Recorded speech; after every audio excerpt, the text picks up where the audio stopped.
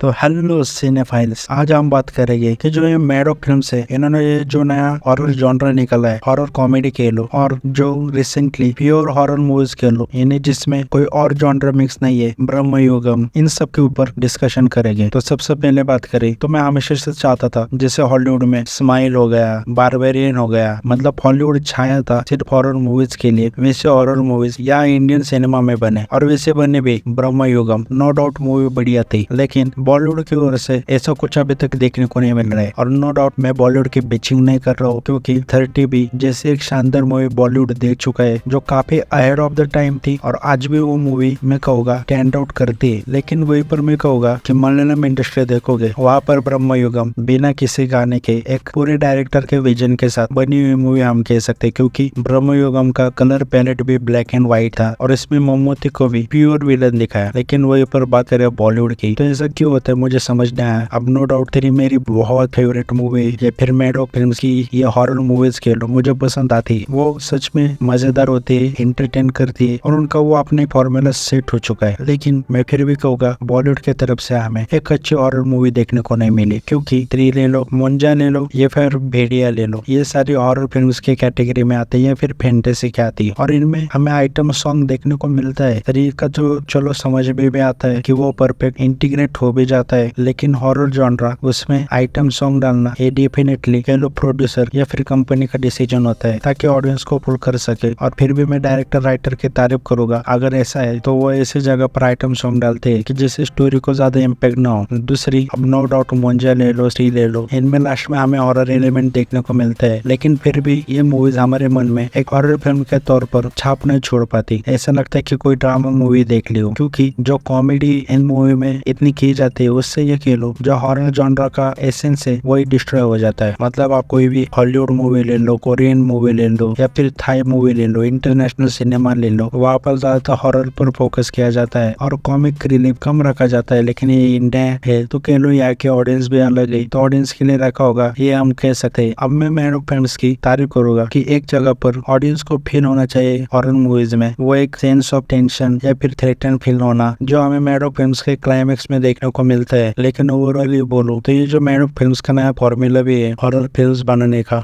जरूर उसमें horror stories होती है, हॉरर फील भी होता है और बढ़िया राइटिंग होती है, परफॉर्मेंस होते हैं, लेकिन हम इन्हें प्योर हॉरर मूवीज नहीं कह सकते। फॉर एग्जाम्पल 30 भी ले लो, जो हम कह सकते हैं साइकोलॉजिकली हॉरर मूवी है, लेकिन वो मूवी अगर तुम्हें याद आती है तो उस मूवी से जुड़ा तुम्हें एक हॉरर मूवमेंट तो जरूर याद आएगा, और खास करके वही मूवमेंट तुम्हें याद आएगा एक तो वो सेल्फी वाला ऑन लाश का, जब आर्माजोन को पता चलता है कि वो खुद अपनी फैमिली को मार सकता है। बेसिकली हॉरर फिल्म्स का क्रेसेंडो कह लो आइडियली यही होता है, स्लोली ऑडियंस को उस कहानी में अंदर लेकर चले जाए, उन्हें क्लॉस्ट्रोफोबिक फील करवाए और उनके दिमाग में सिर्फ एक ही चीज चले कि प्रोटोगनिस्ट या फिर जो भी लोग फंसे वो बाहर आ पाएंगे या नहीं, या फिर वो खुद उनको उस जगह रख के सोचने लगे, जो हमें हॉलीवुड की गेट आउट मूवी में देखने को मिलता है, जो हमें आर्माजोन की 30 बी मूवी में देखने को मिलता है कि कैसे स्लोली चीजें रिवील किए जाते हैं। और मैं कहूँगा 30 भी परफेक्ट हॉरर मूवी कह लो इंडिया की बनी हुई, जो मुझे लगता है अभी भी अंडररेटेड है। और ये मैं इसलिए कह रहा हूँ कि मुझे पता है कि इंडिया में ये मूवीज सबने देखी होगी, लेकिन जिस तरह RRR एस राजामौली जी की मूवीज बाहर रखी है और उन मूवीज को लोगों का